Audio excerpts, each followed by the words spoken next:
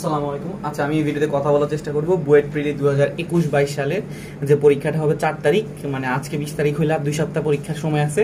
তো ওইটা নিয়ে একটু কথা বলার চেষ্টা করব, মানে আমার কয়েক বছরের এক্সপিরিয়েন্স থেকে যা দেখছি যে ওইটা নিয়ে একটু কথা বলার চেষ্টা করব, ঠিক আছে? তো প্রথমে একদম শুরু থেকে স্টার্ট করলে প্রথমে মার্কের কি অবস্থা, মার্কেট ডিস্ট্রিবিউশন আমাদের অলরেডি জানা। ফিজিক্স হচ্ছে কত 34 মার্কের পরীক্ষা, ম্যাথ হচ্ছে 34 মার্কের পরীক্ষা, আর কেমিস্ট্রি হচ্ছে কত 33 মার্কের পরীক্ষা, ঠিক আছে? টোটাল হচ্ছে কত মার্ক, 100 মার্ক। প্রত্যেকটা হচ্ছে কি 1 মার্ক করে এমসিকিউ, ঠিক আছে? প্রত্যেকটা এমসিকিউ হচ্ছে 1 মার্ক করে। আমাদের সময় হচ্ছে টোটাল কতক্ষণ, 60 মিনিট, ঠিক আছে? 60 মিনিটে 100টা এমসিকিউ দেখানো কিন্তু প্রচুর প্রচুর টাফ, ঠিক আছে?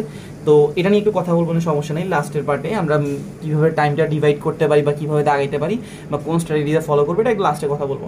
ক্যালকুলেটর হচ্ছে কি নন প্রোগ্রামেবল, সবগুলা ক্যালকুলেটর অ্যালাউড। দ্যাট মিনস 1000 এর নিচে যত পাওয়ারের ক্যালকুলেটর আছে সবগুলোই কি করতে পারবো, আমরা অ্যালাউ করতে পারবো, ঠিক আছে?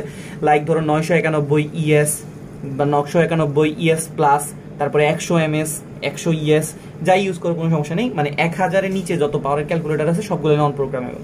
আচ্ছা, পরীক্ষার সময় কি এক্সট্রা আইটেম নেওয়া লাগবে? এটা তো অ্যাডমিট কার্ড তো নেওয়া লাগবে। অ্যাডমিট কার্ডের মধ্যেই লেখা থাকবে তোমার কি কি এক্সট্রা জিনিস নেওয়া লাগবে আর লাগবে না।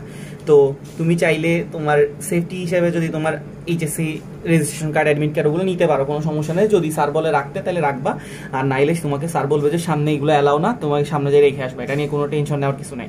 আর বোর্ড নেওয়ার দরকার নেই, যেহেতু এমসিকিউ পরীক্ষা, রিটেন হইলেও বোর্ড নেওয়ার দরকার নেই, কারণ এখানে বোর্ড অ্যালাউ করে না, ঠিক আছে? ঘড়ি এখন অ্যালাউ করতেও পারে, নাও করতে পারে। প্রত্যেক রুমে ঘড়ি থাকবে, তো ঘড়ি নিয়ে টেনশন নেওয়ার কিছু নেই। যদি ঘড়ি না নিতে চাও কোনো প্রবলেম হবে না। যদি নিতে চাও তাইলে স্যারকে গিয়ে রুমে আস্ক করবা যে স্যার কি ঘড়ি অ্যালাউ করবে কিনা। যদি অ্যালাউ করে রাখলা, না অ্যালাউ করলে সামনে রেখে আসবে। এটা নিয়ে টেনশন নেওয়ার কিছু নেই, ঠিক আছে?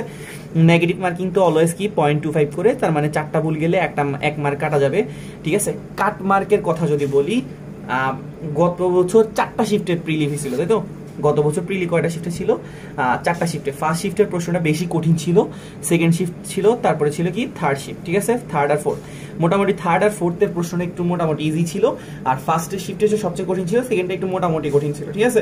তো ডিপেন্ড করতেছে এখানে কিন্তু ফার্স্ট শিফট থেকে এমন না যে ফার্স্ট শিফট থেকে কঠিন হয়েছে কিন্তু অল্প কিছু মানুষ আসবে আর এগুলো থেকে বেশি মানুষ আসবে, এরকম না। কারণ হচ্ছে তোমার এখানে ফিক্স ছিল যে 1500 মানুষকেই তারা কি করবে, অ্যালাউ করবে।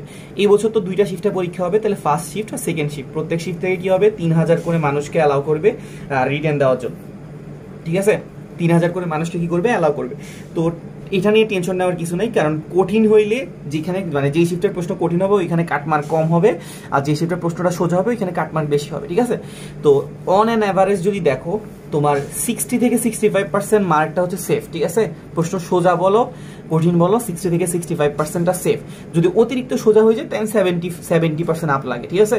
অতিরিক্ত সোজা হওয়ার চান্স নেই, মোটামুটি মিডিয়ামই হওয়ার কথা। তো তাইলে 65% ভালো একটা নাম্বার, মানে সেফ থাকার জন্য। সো কাট মার্কের দিক থেকে বললে 65%, মানে 100-র মধ্যে 65। আচ্ছা, এরপর হচ্ছে কোশ্চেন প্যাটার্ন। এটা নিয়ে একটু বেশি কনফিউশন আছে। তুমি যদি চেক করে থাকো ভাইয়ের ইউটিউব চ্যানেলটা, ওইখানে দেখবা যে প্রিলির লাস্টের 3 থেকে 4টা ভিডিও সলভ দেওয়া আছে। দ্যাট মিনস মানে আমি থার্ড শিফটের কিছু প্রশ্ন পাইছিলাম, ওগুলোই সলভ দেওয়ার চেষ্টা করছিলাম, ঠিক আছে? ওইগুলো দেখলে তুমি প্রশ্ন সম্পর্কে একটা আইডিয়া পাবা। মোটামুটি প্রশ্নগুলো হচ্ছে তোমার যে গুচ্ছ ভর্তি পরীক্ষা বলো, ঠিক আছে? গুচ্ছ ভর্তি পরীক্ষা বা আগে যে 2019-20 সাল বা 17-18 সালের আগে যে তোমার যে সাস্টের প্রশ্নগুলো হইতো, সাস বলো বা পিএসটিউ, ঠিক আছে, জাস বলো, এইখানে যে তোমার যে প্রশ্নগুলো হইতো ছোট ছোট এমসিকিউ, মানে সলভ করা যায়, ক্যালকুলেশন ছোট ছোট ক্যালকুলেশন করে সলভ করা যায়, এই রকম প্রশ্নগুলোই বেশি থাকতো, ঠিক আছে? তো প্রশ্নগুলো হবে তুমি কেমিস্ট্রি প্রশ্নগুলো তুমি এক দেখে আনসার করতে পারবা। ম্যাথের সবগুলো এক দেখে আনসার করতে না পারলেও অ্যাটলিস্ট 7-8টা থাকবে, 10টা থাকবে এক দেখে আনসার করার মতো, আর বাকি 10-15টা হয়তো বেশি মিডিয়াম কঠিন থাকবে, আর 10টা থাকবে হচ্ছে বেশি কঠিন। ফিজিক্সেও ধরো 15-20টা এক দেখে আনসার করতে পারবা, আর ধরো 10-15টা একটু ক্যালকুলেশন করা লাগতে পারে, ঠিক আছে? তো প্যাটার্নটা হইতেছে কি, তুমি আগের বছরের কোশ্চেন দেখলে ইজিলি প্যাটার্নটা বুঝতে পারবা, কিন্তু গত 1 বছরের প্রশ্নে এত বেশি আউট হয় নাই, মানে প্রশ্নটা বেশি বাইর করে নাই। তো প্রিলির প্রশ্ন নিয়ে আইডিয়াটা খুব কম মানুষেরই থাকার কথা। তো আমি যতটুকু বুঝছি যে তোমার ছোট ছোট প্রশ্নটাই থাকবে, ছোট ছোট ক্যালকুলেশনই থাকবে, ঠিক আছে? ওইটা নিয়ে টেনশন নেওয়ার কিছু নেই। আচ্ছা, তারপর হচ্ছে লাস্ট 2 উইকে তুমি কি প্ল্যান করতে পারবা, কোন প্ল্যান নিয়ে পড়তে পারো। তো তুমি লেস চেষ্টা করবা, তোমার হাতে 14 দিন সময় আছে, প্রত্যেক দিনকে তুমি একটা পেপার রিভাইজ দেওয়ার জন্য করে ভাগ করতে পারো, ঠিক আছে? তোমার এখন রিভিশন আর রিভিশন দেওয়া ছাড়া আর কোনো বই নাই। তুমি প্রত্যেক দিনকে একটা পেপার, যেমন ধরো আজকে ধরলে ফিজিক্স ফার্স্ট পেপার পুরোটা শেষ করবা, ঠিক আছে? এটা রিভাইজ করবা। এরপরে সেকেন্ড দিন ফিজিক্স সেকেন্ড, তারপর হচ্ছে কি থার্ড দিন হচ্ছে কেমিস্ট্রি ফার্স্ট, কেমিস্ট্রি সেকেন্ড, আর তারপর হচ্ছে কি ম্যাথ ফার্স্ট, ম্যাথ সেকেন্ড তোমার মোটামুটি ছয় দিন ধরলেও তোমার হয়তো 1-2 দিন এক্সট্রা লাগতে পারে, কারণ তোমার যদি কোনো ইয়াতে ল্যাগিংস থাকে তো 7-8 দিনের মধ্যে তুমি মোটামুটি খুব ভালোভাবে রিভাইজ করতে পারার কথা। ঠিক আছে, এক পেপার রিভাইজ করতে আসলে বেশিক্ষণ লাগবে না। তুমি রিভাইজটা কেমনে করবা, তুমি মেইন বইটা একবার ছোট করে রিডিং করবা। মেইন বই রিডিং এর জন্য বেশিক্ষণ দিতে পারবা না, 20 থেকে 25 মিনিটে রিডিং করবা। রিডিং পড়ার পরে তোমার কনসেপ্ট বুক আর ইঞ্জিনিয়ারিং কোশ্চেন ব্যাংক, ওইখানে যে তুমি এতদিন যে ম্যাথ প্র্যাকটিস করে আসছো ওই ম্যাথগুলো সবগুলো টাইপ একবার করে চোখ বোলাবে। এখন কিন্তু সলভ করার দরকার নাই, যেই প্রশ্নটা মনে হবে যে পারতেছো না ওইটাই তুমি সলভ করার চেষ্টা করবা। জাস্ট বাকি যেগুলো পারবা ওইগুলো চোখের দেখা কি করবা, পারতেছো ভাবে দাগাই চলে যাবা। তো একটা সাবজেক্ট মানে একটা চ্যাপ্টারের পিছনে তুমি 2 থেকে 3 ঘন্টার মধ্যে রিভাইজ করার চেষ্টা করবা, তাইলে তুমি দেখবা যে একদিনে এক পেপার রিভাইজ করতে পারতেছো। কারণ ফিজিক্সের 5টা অধ্যায় আছে, তুমি যদি 2 ঘন্টা 3 ঘন্টা সময় দাও 10-12-13 ঘন্টায় তুমি মোটামুটি 5 পেপার রিভাইজ করতে পারবা, আরো কম সময়ে পারার কথা। ঠিক আছে, তো সো এখন থেকে কি করতে হবে, 6-7 দিন বা 8 দিনের মধ্যে তুমি জিনিসগুলো রিভাইজ করবা। এইখানে তুমি যখন রিভাইজ করবা ফর্মুলাগুলো তো লিখে রাখবা অ্যাটলিস্ট। তো তোমার যখন রিভাইজ করবা দেখবা যে হয়তো আর 5-6 দিন সময় আসছে, তুমি ফর্মুলাগুলো যেগুলো লিখছো, যেগুলো তো তোমার ল্যাকিংস মনে হচ্ছে ওগুলোকে আরেকবার করে দেখে যাবা, তাহলে দেখবা যে তুমি 14 দিনের মধ্যেই মোটামুটি 2টা টাইপের 2বারের মতো রিভাইজ করতে পারতেছো। ঠিক আছে, তো প্র্যাকটিসটা কেমনে করবা, প্রথমে মেইন বইটা দেখবা 20-25 মিনিট, এরপর কনসেপ্ট বুক দেখবা, এতদিন যা পড়ছো ওগুলো তো এখন মনে থাকার কথা, তুমি জাস্ট উল্টে দেখে যাবা, ইঞ্জিনিয়ারিং কোশ্চেন ব্যাংকটা ফলো করবা, তাইলে মোটামুটি কাজ হবে। ঠিক আছে, আচ্ছা এখন ইঞ্জিনিয়ারিং কোশ্চেন ব্যাংকে তো রিটেন দেখার প্রয়োজনীয়তা আছে বলি মনে করো কিনা তুমি? আমার মনে হয় রিটেনগুলোও দেখা উচিত, কারণ দেখো রিটেনকে ভাঙায় কিন্তু ছোট ছোট প্রশ্ন আসে। সো এটার সাথে রিলেটেড তুমি ইঞ্জিনিয়ারিং কোশ্চেন ব্যাংক থেকে রিটেনগুলো চোখ দিয়ে দেখে গেলা, আর এমসিকিউ গুলো খুব ভালো করে তাকাবা। ঠিক আছে, ইঞ্জিনিয়ারিং কোশ্চেন ব্যাংকের এমসিকিউ গুলো খুব ভালো করে তাকাবা। আর ধরো তোমার কাছে যদি গুচ্ছের প্রশ্ন ব্যাংক থাকে বা ধরো ভার্সিটি কোশ্চেন ব্যাংক থাকে, ওইখান থেকে এমসিকিউ টাইপের যত প্রশ্ন আছে ওগুলো একটু সলভ করার চেষ্টা করবা। ঠিক আছে, সলভ তো আর এখন মোটামুটি এই এতদিন যেহেতু প্র্যাকটিস করছো তাইলে এখন আর সময় লাগার কথা না, জাস্ট দেখলে আনসার করতে পারার কথা। ঠিক আছে, তো আশা করি বেশিক্ষণ লাগবে না। তো তুমি একদিন করে রিভাইজ করার জন্য যতটুকু সময় লাগে তুমি ওইভাবেই জিনিসটা প্ল্যানটা সেট করবা। আর এরপর হচ্ছে তোমার মেইন যে পার্টটা, এটা হচ্ছে তোমার এক্সামের স্ট্র্যাটেজিটা কিরকম হবে। ঠিক আছে, তো আমি একটু এক্সামের স্ট্র্যাটেজিটা নিয়ে কথা বলার চেষ্টা করি। খেয়াল করো, ফিজিক্স, কেমিস্ট্রি, ম্যাথ, এদের মধ্যে তুমি কোনটা দিয়ে আগে স্টার্ট করবা, কোনটা দিয়ে স্টার্ট করলে সবচেয়ে বেনিফিট পাবা। আচ্ছা একটু খেয়াল করো, ম্যাথ আনসার করাটা হচ্ছে সবচেয়ে স্লো, মানে তুমি দাগানোর সময় সবচেয়ে স্লো বা সবচেয়ে বেশি টাইম যাবে হচ্ছে কিসে, ম্যাথে।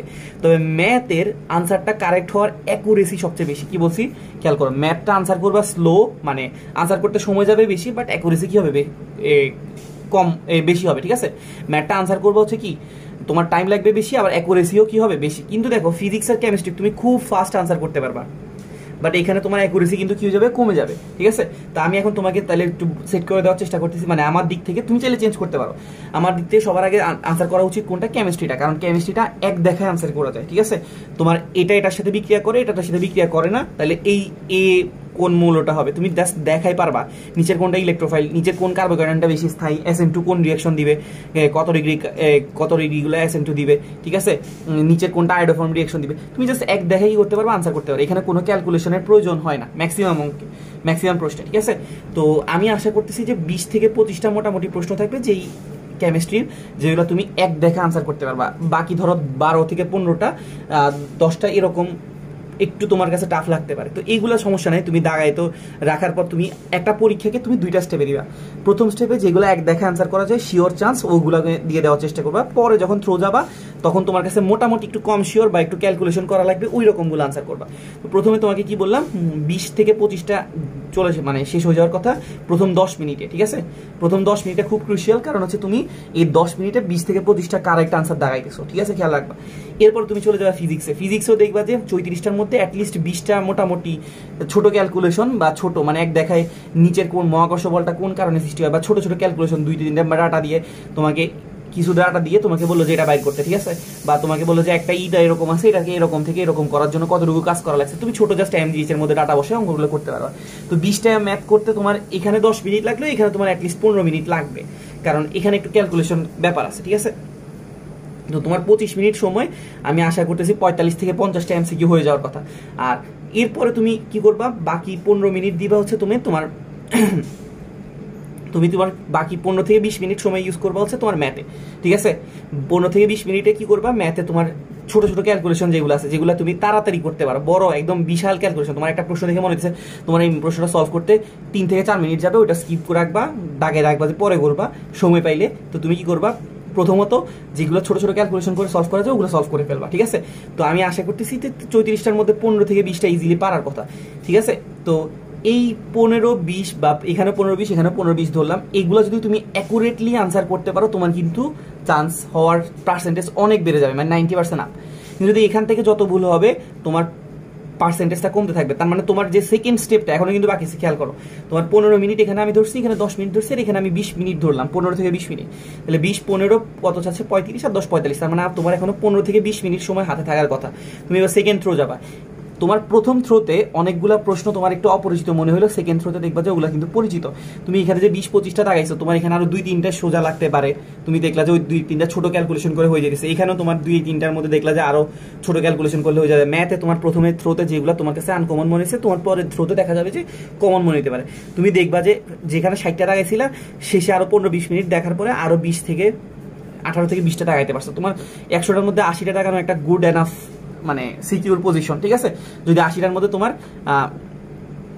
70টা হয় 10টা ভুল যায়, তাও কিন্তু তোমার নেগেটিভ মার্ক হয়ে 65-র কাছাকাছি থাকতেছে, ঠিক আছে। 64-65 তোমাকে তো অলরেডি বলছিলাম যে 65% সেফ মোটামুটি, ঠিক আছে।